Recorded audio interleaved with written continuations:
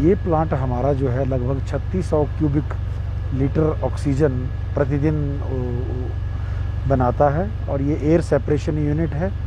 और कोविड काल से पहले इसको कुछ समय के लिए चलाया जाता था, पर कोविड काल में जब इसकी ऑक्सीजन की ज़रूरत ज़्यादा पड़ी तब इसको हमने 24 घंटे चला दिया है। और आज कुछ समय तक तो ये हमारी ज़रूरतों को पूरा करता रहा, पर जब ऑक्सीजन सिलेंडर की रिक्वायरमेंट, ऑक्सीजन की रिक्वायरमेंट बढ़ी तो हमें सप्लीमेंट करने के लिए और केंद्रों से भी ऑक्सीजन की यहाँ पर सप्लाई को मेंटेन करना पड़ा। अभी जो आप ये देख रहे हैं ये लिक्विड ऑक्सीजन टैंक, ये 20,000 किलो लीटर कैपेसिटी का, मतलब 20,000 कैपेसिटी का टैंक है और जो अपने आप में एक यहाँ पर हमारे लिए बैकअप का काम करेगा।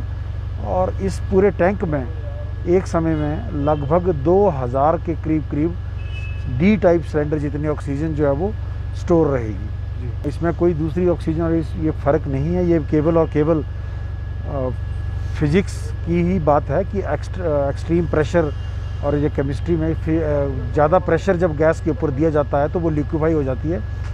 तो वही टेक्निक इसमें है, लिक्विड को मतलब ऑक्सीजन को लिक्विड रूप में ट्रांसपोर्ट करना और एक जगह स्टोर करना जो है वो आसान हो कम वॉल्यूम में। इसी ऑक्सीजन को अगर गैसियस फॉर्म में स्टोर करना हो 20,000 लीटर ऑक्सीजन को, तो ये बहुत बड़ा टैंक बनवाना पड़ता है। इसीलिए सबसे पहले जो ऑक्सीजन इसमें लिक्विड फॉर्म में जाएगी, उसके बाद ये वेपोराइज़र है जो पीछे आप मशीन देख रहे होंगे, ये वेपोराइज़र है। ये उस ऑक्सीजन, लिक्विड ऑक्सीजन से गैसियस ऑक्सीजन में कन्वर्ट करता है और फिर पाइप के थ्रू ये हमारे ऑक्सीजन टैंक और ऑक्सीजन बैंक्स में ये जो ऑक्सीजन जाएगी। तो इसके यूजेस में कोई फ़र्क नहीं है, वो मेडिकल ये इसकी फॉर्म्स हैं, ये केवल और केवल स्टोरेज और ट्रांसपोर्टेशन के लिए आसान रहता है, इसीलिए लिक्विड फॉर्म में इसको प्रेफर किया जाता है। ये वर्तमान समय में तो हम केवल और केवल अपनी ज़रूरतों को ही पूरा कर पा रहे हैं। और शुरू में नए जब कोविड का ये संक्रमण बढ़ने लगा था, तब हमने अपने इर्द गिर्द के हॉस्पिटल्स, छोटे हॉस्पिटल जैसे DDU है, कमला नेहरू हॉस्पिटल है, इनको, आर्मी के हॉस्पिटल हैं, इनको हमने ज़रूरत पड़ने पर ऑक्सीजन मुहैया करवाई है।